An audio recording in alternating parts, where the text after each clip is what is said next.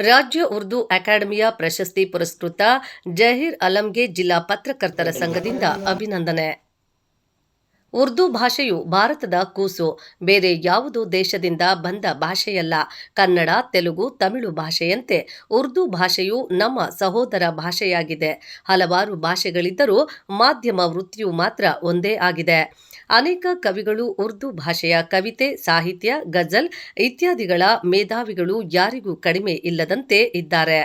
ಆದರೆ ಉರ್ದು ಭಾಷೆಗೆ ನಿರೀಕ್ಷಿತ ಮಟ್ಟದಲ್ಲಿ ಪ್ರಾಧಾನ್ಯತೆ ಸಿಗದಿರುವುದು ವಿಷಾದನೀಯ ಸಂಗತಿಯಾಗಿದೆ ಎಂದು ಪತ್ರಕರ್ತರ ಸಂಘದ ರಾಜ್ಯ ಕಾರ್ಯಕಾರಿಣಿ ಸದಸ್ಯ ಕೆಎಸ್ ಗಣೇಶ್ ಹೇಳಿದರು. ನಗರದ ಪತ್ರಕರ್ತರ ಭವನದಲ್ಲಿ ಜಿಲ್ಲಾ ಕಾರ್ಯನಿರತ ಪತ್ರಕರ್ತರ ಸಂಘದ ವತಿಯಿಂದ ಕರ್ನಾಟಕ ಉರ್ದು ಅಕಾಡೆಮಿ ವಾರ್ಷಿಕ ಪ್ರಶಸ್ತಿಗೆ ಭಾಜನರಾದ ಜಹೀರ್ ಅಲಂ ಅವರ ಅಭಿನಂದನಾ ಕಾರ್ಯಕ್ರಮದಲ್ಲಿ ಭಾಗವಹಿಸಿ ಮಾತನಾಡಿ, ನಮ್ಮ ನಗರದಲ್ಲಿ ಉರ್ದು ಭಾಷೆ ಮಾತನಾಡುವ ಮಂದಿ ಬಹಳಷ್ಟು ಇದ್ದರೂ ಅವರು ಉರ್ದು ಭಾಷೆಯ ಶಿಕ್ಷಣವನ್ನು ಪಡೆದಿಲ್ಲ. ಹಾಗಾಗಿ ಉರ್ದು ಭಾಷೆಯನ್ನು ಉಳಿಸಿಕೊಳ್ಳುವುದು ಅವರಿಗೆ ಸವಾಲಿನ ಪ್ರಶ್ನೆಯಾಗಿದೆ ಎಂದರು. ಜಹೀರ್ ಅಲಂ ಅವರು ಉರ್ದು ವರದಿಗಾರರಲ್ಲಿ ಹಿರಿಯರು. ಸೌಮ್ಯತೆ, ಸರಳತೆಯ ವ್ಯಕ್ತಿತ್ವವನ್ನು ಹೊಂದಿದ್ದು ಯಾರಲ್ಲಿಯೂ ಹೆಚ್ಚಾಗಿ ಬೆರೆಯುವುದಿಲ್ಲ. ತಾವಾಯಿತು ತಮ್ಮ ಕೆಲಸವಾಯಿತು ಎಂದಿರುವವರು. ಅವರಿಗೆ ಈ ಪ್ರಶಸ್ತಿಯು ಲಭಿಸಿರುವುದು ಕೋಲಾರದ ಹೆಮ್ಮೆಗೆ ಮತ್ತೊಂದು ಗರಿ ಸೇರ್ಪಡೆಯಾದಂತಾಗಿದೆ ಎಂದು ಅಭಿಪ್ರಾಯಪಟ್ಟರು. ರಾಜ್ಯ ಕಾರ್ಯಕಾರಿಣಿ ಸದಸ್ಯ ವಿ ಮುನಿರಾಜು ಮಾತನಾಡಿ, ಕೋಲಾರಕ್ಕೆ ಪ್ರಪ್ರಥಮವಾಗಿ ಉರ್ದು ಅಕಾಡೆಮಿ ಪ್ರಶಸ್ತಿಯು ಜಹೀರ್ ಅಲಂ ಅವರಿಗೆ ಲಭಿಸಿರುವುದು ಕೋಲಾರಕ್ಕೆ ಹೆಮ್ಮೆಯ ಸಂಗತಿಯಾಗಿದೆ. ಕೋಲಾರ ಜಿಲ್ಲೆಯು ರಾಜ್ಯದಲ್ಲಿ ಎಲ್ಲಾ ಕ್ಷೇತ್ರಗಳಲ್ಲೂ ತನ್ನದೇ ಆದ ವಿಶಿಷ್ಟ ಛಾಪು ಮೂಡಿಸಿರುವ ಆಕರ್ಷಕ ಜಿಲ್ಲೆಯಾಗಿದೆ ಎಂಬುದು ಉರ್ದು ಅಕಾಡೆಮಿಯಲ್ಲೂ ನಮ್ಮ ಜಿಲ್ಲೆಯವರು ಪ್ರಶಸ್ತಿಯನ್ನು ಪಡೆದಿರುವುದು ಉತ್ತಮ ನಿದರ್ಶನವಾಗಿದೆ. ಇದಲ್ಲದೆ ನಮ್ಮ ಗೆಳೆಯ ಯೂನುಸ್ ಅವರು ಮುಸ್ಲಿಂ ಸಮುದಾಯದ ಉರ್ದು ಭಾಷಿಕರು ಆದರೂ ಅಪ್ಪಟ ಕನ್ನಡಿಗನಾಗಿ ಜಿಲ್ಲಾ ಮಟ್ಟದ ಪತ್ರಿಕೆಯನ್ನು ಯಶಸ್ವಿಯಾಗಿ ನಡೆಸಿಕೊಂಡು ಇಂದು ರಾಜ್ಯದಲ್ಲಿ 4-5 ಪ್ರಾದೇಶಿಕ ಪತ್ರಿಕೆಗಳನ್ನು ನಡೆಸುವ ಸಂಪಾದಕರಾಗಿ ಹೊರಹೊಮ್ಮಿದ್ದಾರೆ. ಅವರನ್ನು ಆದರ್ಶವನ್ನಾಗಿಸಿಕೊಂಡು ಮುಂದುವರಿಯುವ ಮೂಲಕ ಉತ್ತಮ ಭವಿಷ್ಯ ರೂಪಿಸಿಕೊಳ್ಳಬೇಕೆಂದು ಜಿಲ್ಲಾ ಉರ್ದು ಭಾಷೆಯ ವರದಿಗಾರರಿಗೆ ಹಾರೈಕೆಯ ನುಡಿಗಳನ್ನಾಡಿದರು. ಜಿಲ್ಲಾ ಪತ್ರಕರ್ತರ ಸಂಘದ ಪ್ರಧಾನ ಕಾರ್ಯದರ್ಶಿ ಎಸ್ಕೆ ಚಂದ್ರಶೇಖರ್ ಸ್ವಾಗತಿಸಿ ಮಾತನಾಡುತ್ತಾ, ಪ್ರಶಸ್ತಿಗಳನ್ನು ಯಾರೂ ಹುಡುಕಿಕೊಂಡು ಹೋಗಬಾರದು. ಪ್ರಶಸ್ತಿಗಳು ಪ್ರತಿಭೆಗಳನ್ನು ಹುಡುಕಿಕೊಂಡು ತಾವಾಗಿಯೇ ಬರುತ್ತದೆ ಎಂಬುದಕ್ಕೆ ಡೈಲಿ ಸಾಲರ್ ಉರ್ದು ಪತ್ರಿಕೆಯ ವರದಿಗಾರ ಜಹೀರ್ ಅಲಂ ಅವರೇ ಉತ್ತಮ ನಿದರ್ಶನವಾಗಿದ್ದಾರೆ. ಅವರು ತಮ್ಮ ಪತ್ರಿಕೆಯ ವರದಿಯನ್ನು ಭಾವಚಿತ್ರ ಸಮೇತ ವರದಿ ಮಾಡಿರುವುದನ್ನು ವಾಟ್ಸಪ್ ಗ್ರೂಪಿನಲ್ಲಿ ಹಾಕಿರುವುದನ್ನು ಕಾಣಬಹುದು ಹೊರತಾಗಿ ಓದಲು ಆಗದು ಎಂದರು. ಹಿರಿಯ ಪತ್ರಕರ್ತ ಸಿವಿ ನಾಗರಾಜ್ ಮಾತನಾಡಿ, ಜಹೀರ್ ಅಲಂ ನನಗಿಂತ ಹಿರಿಯ ವರದಿಗಾರರು. ಅವರು ಬಹುತೇಕ ಬೇರೆಯವರೊಂದಿಗೆ ಹೆಚ್ಚಾಗಿ ಬೆರೆಯದೆ ಏಕಾಂಗಿಯಾಗಿಯೇ ಕಾಣಿಸುತ್ತಾರೆ. ಅವರ ಸರಳತೆ, ಸೌಮ್ಯ ಸ್ವಭಾವದವರಾಗಿದ್ದಾರೆ. ಅವರು ತಾವು ಮಾಡಿದ್ದ ಸುದ್ದಿಯನ್ನು ಮಾರನೇ ದಿನದ ಸಾಲಾರ್ ಪತ್ರಿಕೆಯಲ್ಲಿ ಫೋಟೋ ಇರುವ ಸುದ್ದಿಯನ್ನು ವಾಟ್ಸಪ್ ಗ್ರೂಪಿನಲ್ಲಿ ನೋಡುತ್ತೇವೆ. ಆದರೆ ನಮಗೆ ಉರ್ದು ಓದಲು ಬರೆಯಲು ಬರುವುದಿಲ್ಲ. ಆದರೆ ತಾವು ಹಾಜರಾದ ಕಾರ್ಯಕ್ರಮವಾಗಲಿ, ಪತ್ರಿಕಾಗೋಷ್ಠಿಯಾಗಲಿ ವರದಿಯಂತೂ ಖಚಿತವಾಗಿ ಇರುವುದು ಅವರಲ್ಲಿನ ಶಿಸ್ತು ಬದ್ಧತೆಯನ್ನು ಪ್ರತಿಪಾದಿಸುತ್ತದೆ. ಅವರಿಗೆ ಪ್ರಶಸ್ತಿ ಲಭಿಸಿರುವುದು ಅಭಿನಂದನೀಯ ಸಂಗತಿಯಾಗಿದೆ ಎಂದು ಹರ್ಷ ವ್ಯಕ್ತಪಡಿಸಿದರು.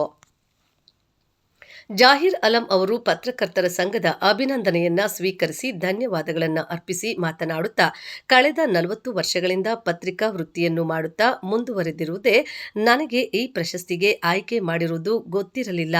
ರಾಜ್ಯ ಉರ್ದು ಅಕಾಡೆಮಿಯಿಂದ ನನಗೆ 2 ದಿನದ ಹಿಂದೆ ನನ್ನ ಮೊಬೈಲ್ಗೆ ಬಂದ ಕರೆಯಿಂದ ಗೊತ್ತಾಯಿತು. ರಾಜ್ಯದ ಉರ್ದು ಅಕಾಡೆಮಿಯು ಪ್ರಶಸ್ತಿಯ ರಾಜ್ಯದ ಜನಪ್ರತಿನಿಧಿಗಳ ಸಮ್ಮುಖದಲ್ಲಿ ವಿತರಿಸಿದರು ಎಂದರು. ನಾನು ಸಾಲಾರ್ ಪತ್ರಿಕೆಯಲ್ಲಿ ಕಳೆದ 40 ವರ್ಷಗಳಿಂದ ಕಾರ್ಯನಿರ್ವಹಿಸುತ್ತಿರುವೆ. ಇದರ ಜೊತೆಗೆ ಸಿಯಾಸತ್, ಡೈಲಿ ಪಾಸ್ವಾನ್ ಹಾಗೂ ಸಹಾರಾ ಪತ್ರಿಕೆಯಲ್ಲೂ ಕೆಲಸ ನಿರ್ವಹಿಸಿದ್ದೇನೆ. ನಿಮ್ಮ ಅಭಿನಂದನೆಗೆ ನಾನು ಕೃತಜ್ಞನಾಗಿರುವೆ ಎಂದರು. ಕಾರ್ಯಕ್ರಮದಲ್ಲಿ ಎಲ್ಲ ಪತ್ರಕರ್ತರು ಉಪಸ್ಥಿತರಿದ್ದರು. ಆಮೇಲೆ ಯಾವುದೋ ಒಂದು ಬೇರೆ ಬೇರೆ ರಾಷ್ಟ್ರಗಳಿಗೆ ಅದು ಪ್ರಧಾನ ಭಾಷೆ ಆಗಿರೋ ಕಾರಣಕ್ಕಾಗಿ ನಮ್ಮ ಜನ ಅದು ಬೇರೆ ಆ ಉರ್ದು ಭಾಷೆಯನ್ನ ಒಂದು ಬೇರೆ ರೀತಿಯಲ್ಲಿ ನೋಡ್ತಾ ಇರುವಂತ ಒಂದು ಸಂದರ್ಭ ಸನ್ನಿವೇಶ ಇದೆ. ಭಾರತದಲ್ಲಿ ಮತ್ತು ಕರ್ನಾಟಕದಲ್ಲಿರುವಂತ ಮುಸಲ್ಮಾನರು ಕೂಡ ಇವತ್ತು ಹೆಚ್ಚು ಸಂಖ್ಯೆಯಲ್ಲಿ ಇವತ್ತು ಉರ್ದು ಭಾಷೆಯನ್ನ ಕಲಿತಾ ಇಲ್ಲ ಅನ್ನೋದು ಕೂಡ ಇವತ್ತು ಆತಂಕದ ವಿಚಾರ. ಯಾಕಂದ್ರೆ ಒಂದು ಭಾಷೆಯನ್ನ ಉಳಿಸ್ಕೊಳ್ಳೋದು ಬೆಳೆಸಬೇಕಾಗಿರುವಂಥದ್ದು ಆ ಜನಸಮುದಾಯದ ಕರ್ತವ್ಯ ಆಗಿದೆ. ಒಂದು ಭಾಷೆ ಸತ್ತರೆ ಅದರ ಹಿಂದೆ ಇರುವಂತ ಅನೇಕ ವೈಶಿಷ್ಟ್ಯಗಳು ಕಣ್ಮರೆ ಆಗ್ತವೆ ಅನ್ನುವಂಥದ್ದನ್ನ ನಾವೆಲ್ಲ ಅರ್ಥ ಮಾಡ್ಕೊಳ್ಬೇಕಾಗಿದೆ. ಆ ಹಿನ್ನೆಲೆಯಲ್ಲಿ ಇವತ್ತು ಯಾಕಂದ್ರೆ ನಮ್ಮ ಜೊತೆ ಇರುವಂತ ಅನೇಕ ಮುಸಲ್ಮಾನ್ ಗೆಳೆಯರಿಗೆ ಅದು ಯೂನಸ್ ಆಗಿರ್ಬೋದು, ಚಾಂದ್ ಪಾಷಾ ಆಗಿರ್ಬೋದು, ಇವರೆಲ್ಲರೂ ಕೂಡ ಆಸಿಫ್ ಆಗಿರ್ಬೋದು, ಇವ್ರು ಯಾರಿಗೂ ಉರ್ದು ಬರೋದಿಲ್ಲ. ಅವರೆಲ್ಲ ಕನ್ನಡ ಪತ್ರಿಕೋದ್ಯಮದಲ್ಲಿ ಒಳ್ಳೆ ಹೆಸರನ್ನ ಮಾಡಿ ಚೆನ್ನಾಗಿ ಬರೆಯುವಂತದ್ದು ಕಲ್ತ್ಕೊಂಡಿದ್ದಾರೆ. ಹಾಗಂತ ನಾವು ಅವ್ರನ್ನ ಇದು ಮಾಡೋದಲ್ಲ. ಯಾಕಂದ್ರೆ ಉರ್ದು ಅನ್ನುವಂಥದ್ದನ್ನ ನಾವು ಭಾಷೆನ ಉಳಿಸ್ಕೋಬೇಕಾಗಿದೆ ಇವತ್ತು. ಯಾಕಂದ್ರೆ ಬಹಳ ಕಡಿಮೆ ಜನ ಇವತ್ತು ಉರ್ದು ಅಲ್ಲಿ ಬರೆದು ಮಾತಾಡೋಕೆ ಎಲ್ಲರೂ ಮಾತಾಡ್ತಾರೆ, ಆದ್ರೆ ಬರೆದು ಓದುವಂಥದ್ದನ್ನ ಕೌಶಲ್ಯ ಬಹಳ ಕಡಿಮೆ ಜನಕ್ಕಿದೆ. ಹಾಗಾಗಿ ಉರ್ದು ಪತ್ರಿಕೆಗಳ ಪ್ರಸಾರಕ್ಕೆ ಕೂಡ ಒಂದು ಸೀಮಿತವಾಗಿ ಉಳ್ಕೊಂಡಿದೆ. ಅಂತ ಸೀಮಿತ ವಲಯದಲ್ಲಿ ಒಬ್ಬ ಪತ್ರಕರ್ತರಾಗಿ ಅದು ಜನಮಾನಸದಲ್ಲಿ ಜನಪ್ರಿಯ ಪಡ್ಕೋಬೇಕನ್ನೋಂಥದ್ದು ಬಹಳ ಒಂದು ಸವಾಲಿನ ಕೆಲಸ. ಅಂತ ಸವಾಲಿನ ಕೆಲಸದಲ್ಲಿ ಸುಮಾರು 30-40 ವರ್ಷಗಳಿಂದ ಜಹೀರ್ ಆಲಂ ಅವರು ಈ ಪತ್ರಿಕೋದ್ಯಮ ಕ್ಷೇತ್ರಕ್ಕೆ ಬಂದು ಬಹಳ ನಿಷ್ಠೆಯಿಂದ ಕೆಲಸವನ್ನ ಮಾಡ್ತಾ, ಆಮೇಲೆ ತನ್ನದೇ ಆದ ಒಂದು ಪತ್ರಿಕೆಯನ್ನ ಆರಂಭಿಸಿ ಪ್ರತಿ ಹಬ್ಬದ ಸಂದರ್ಭಗಳಲ್ಲಿ ವಿಶೇಷ ಸಂಚಿಕೆಯನ್ನ ಹೊರತರುವ ಮೂಲಕ ಅವರು ತನ್ನದೇ ಒಂದು ಸ್ಥಾನಮಾನವನ್ನ ಉರ್ದು ಓದುಗರ ವಲಯದಲ್ಲಿ ಸೃಷ್ಟಿ ಮಾಡ್ಕೊಂಡಿದ್ದಾರೆ. ಸೊ ಆ ಹಿನ್ನೆಲೆಯಲ್ಲಿ ಇವತ್ತು ಅವರ ಸೇವೆಯನ್ನ ಪರಿಗಣಿಸಿ ಇವತ್ತು ಕರ್ನಾಟಕ ಉರ್ದು ಅಕಾಡೆಮಿ ಅವರಿಗೆ ವಾರ್ಷಿಕ ಪ್ರಶಸ್ತಿಯನ್ನು ಕೊಟ್ಟಿರುವಂತದ್ದು ನಿಜಕ್ಕೂ ಸಂತಸದ ಪ್ರಶಸ್ತಿ ಸಿಗೋದು ಕೂಡ ನಾವೆಲ್ಲರೂ ಕೂಡ ಹಾಕಿರುವಂತಹ ಒಂದು ಪ್ರಶಸ್ತಿ ಬಹಳ ಇದೆ. ಅದೇ ದಿನದಲ್ಲಿ ಯಾಕಂದ್ರೆ ಈ ಉರ್ದು ಮೂಲಕ ಅದು ಗಜಲ್ ಆಗಿರ್ಬೋದು, ಆಮೇಲೆ ಕವಿಗೋಷ್ಠಿಗಳು ಕೂಡ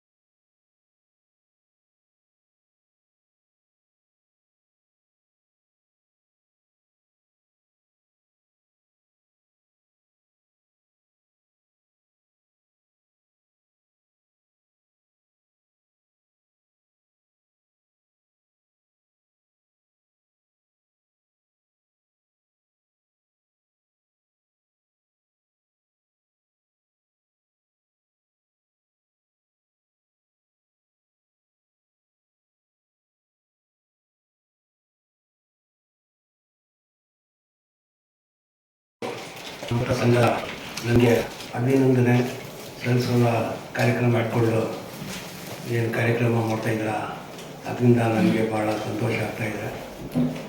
ಇವತ್ತು ಹೇಳಬೇಕಾದ್ರೆ ಈ ಪ್ರಸಿದ್ಧಿ ನನಗೆ ಸಿಕ್ಕಿರೋದು ನಿಜವಾಗ್ಲೂ ಒಂದು 2 ದಿವಸ ಮುಂಚೆವರೆಗೂ ನನಗೇನು ಗೊತ್ತಿರಲಿಲ್ಲ. ನನ್ನ ಹೆಸರು ಯಾರು ಕೊಟ್ಟರು, ಹೆಂಗೆ ಸೆಲೆಕ್ಷನ್ ಆಯಿತು, ಏನಾಯಿತು ನನಗೆ ಗೊತ್ತಿಲ್ಲ. ಅದು ಕಡೆಯಿಂದ ಒಂದು ರಿಜಿಸ್ಟರ್ ಅಂತ ಇರ್ತಾರೆ, ಅವರು KS ಆಫೀಸರ್. ಅವ್ರು ನನಗೆ 2 ದಿವಸ ಮುಂಚೆ ಸಂಜೆ ಫೋನ್ ಮಾಡಿದ್ರು, ಜಹೀರ್ ಆಲಂ ಅವರೇ ನಿಮಗೆ ನಾವು ಸೆಲೆಕ್ಟ್ ಮಾಡ್ಕೊಂಡಿದ್ವಿ ಅವಾರ್ಡ್ಗೆ ಅಂತ, ನಿಮ್ಮ ಡೀಟೇಲ್ಸ್ ಎಲ್ಲ ಕಳಿಸ್ಕೊಡಿ ಅಂದರು. ನಾನು ಡೀಟೇಲ್ಸ್ ಎಲ್ಲ ಕಳಿಸ್ಕೊಟ್ಟೆ. ಆಮೇಲೆ ಎಲ್ಲ ಅವರು ಇದು ಮಾಡಿಕೊಂಡು ನನಗೆ ನಿನ್ನೆ 1 ಗಂಟೆಗೆ ಕಾರ್ಯಕ್ರಮ ಕರೆದಿದ್ರು. ಅಲ್ಲಿ ಅದು ಉರ್ದು ಅಕಾಡೆಮಿಗೆ ಬಂದು ಒಂದು ಕರ್ನಾಟಕ ರಾಜ್ಯ ಸರ್ಕಾರದ ಒಂದು ಭಾಗ ಅದು ಕನ್ನಡ ಆ್ಯಂಡ್ ಕಲ್ಚರ್ ಇದೆಯಲ್ಲ, ಅದರಲ್ಲಿ ಅದು ಸೇರುತ್ತೆ ಉರ್ದು ಅಕಾಡೆಮಿ. ಅಲ್ಲಿ ಯಾರ್ಯಾರೋ ಮಿನಿಸ್ಟ್ರಿಗಳೆಲ್ಲ ಬಂದಿದ್ದರು, MLC MLAಗಳೆಲ್ಲ ಬಂದಿದ್ದರು. ಅವ್ರ ಮುಖಾಂತರ ನನಗೆ ಒಂದು ಸನ್ಮಾನ ಮಾಡಿದ್ರು,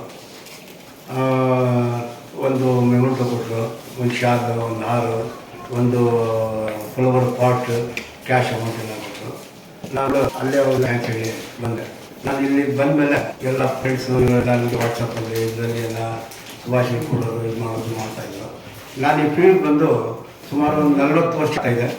40 ಒಂದೇ ಪೇಪರಲ್ಲಿ ಕೆಲಸ ಮಾಡ್ತಾಯಿದ್ದೀನಿ, ಡೈಲಿ ಸಾಲಾರ್ ಅಂತ. ನಾನು 1985ನಲ್ಲಿ ಈ ಫೀಲ್ಡ್ ಬಂದೆ. 1985ನಲ್ಲಿ ಈ ಫೀಲ್ಡ್ ಬಂದು ಇವತ್ತವರೆಗೂ ನಾನು ಒಂದೇ ಪತ್ರಿಕೆಯಲ್ಲಿ ಕೆಲಸ ಮಾಡ್ತಾಯಿದ್ದೇನೆ.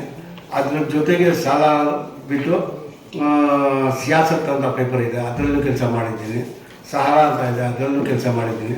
ನಮ್ಮ ಸ್ಟೇಟಲ್ಲಿ 3 ಸ್ಟೇಟ್ ಪೇಪರ್ಸ್ ಇದೆ, 4 ಸ್ಟೇಟ್ ಪೇಪರ್ಸ್ ಇದೆ. ಒಂದು ಸಾಲಾರ ಎಲ್ಲರಿಂದ ಲಾರ್ಜೆಸ್ಟ್ ಪೇಪರ್ ಅದು. ಆಮೇಲೆ ಸಹಾರಾ ಆಯಿತು, ಸಿಯಾಸತ್ತು, ಪಾಸ್ಬಾನ್, 4 ಪೇಪರಲ್ಲಿ 4 ಜನ ನಾವು ಕೋಲಾರಲ್ಲಿ ಇದ್ದೀವಿ. ಕೋಲಾರ ಸಿಟಿಗೆ ಆ ಬೇರೆ ತಾಲೂಕುಗಳಲ್ಲಿ ಅವರು ಶಬೀರು SR ಅವರೆಲ್ಲ ಅವರವರು ಇದ್ದಿಲ್ಲ. ನಾನಿಲ್ಲಿ ಡಿಸ್ಟ್ರಿಕ್ ರಿಪೋರ್ಟರ್ ಆಗಿ ಕೆಲಸ ಮಾಡ್ತಾಯಿದ್ದೇನೆ. 40 ವರ್ಷದಿಂದ ಒಂದೇ ಪೇಪರಲ್ಲಿದ್ದೀನಿ.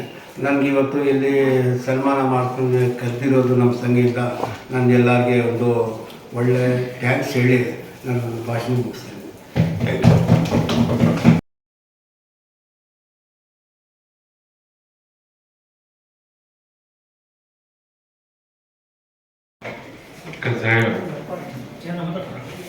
ಅಲ್ಲ ಇದು ನಮ್ಮ ಕೋಲಾರ ಜಿಲ್ಲೆಯಲ್ಲಿ ಕನಿಷ್ಠ ಪಕ್ಷ 15-20 ಜನ ಇದ್ದಾರೆ ಅಲ್ಪಸಂಖ್ಯಾತ ವರದಿಗಾರರು. ಈಗ ಸುಮಾರು ಜನ ಅಲ್ಪಸಂಖ್ಯಾತಗಳಲ್ಲಿ ಈ ಸಾಕಷ್ಟು ತಿಳುವಳಿಕೆ ಇರಲ್ಲ ಅನ್ನೋ ಸಮುದಾಯಕ್ಕೆ. ಜನಸಂಖ್ಯೆ ಓದಿರೋದು ಕಡಿಮೆ ಇರ್ತಾರೆ, ಅಂದ್ರೆ ಶ್ರಮಜೀವಿಗಳು ಅವರೆಲ್ಲ ಕಷ್ಟ ಕೆಲಸ ಮಾಡ್ತಾರೆ, ಓದಲ್ಲ. ಆ ಕಾರಣಕ್ಕೆ ಉರ್ದು ಪತ್ರಿಕೆಗಳವರು ವರದಿಗಾರರು ಹೆಚ್ಚು ತಮ್ಮ ವಾರ್ಡ್ಗಳಿರ್ಬೋದು, ಏನು ಸಮಸ್ಯೆಗಳಿದ್ದಾಗ ಮತ್ತು ಅವ್ರಿಗೆ ಮೋಟಿವೇಶನ್ ಮಾಡೋ ರೀತಿಯಲ್ಲಿ ಸುದ್ದಿಗಳನ್ನು ಪ್ರಕಟ ಮಾಡಿ ಅವ್ರನ್ನೂ ಒಂದು ಎಲ್ಲ ಸಮಾಜದಲ್ಲಿ ಗುರುಸುವಂತ ಕೆಲಸ ಮಾಡಿ ತುಂಬಾ ಅನುಕೂಲ ಅಂತ. ಈಗ ಯಾರಾದ್ರೂ ಜೈರಮಲ ಬಗ್ಗೆ ಮಾತಾಡಿದ್ರೆ ದಯವಿಟ್ಟು ಒಂದು ವೇದಿಕೆ ಬಂದು ಮಾತಾಡಬೇಕಾಗಿದೆ.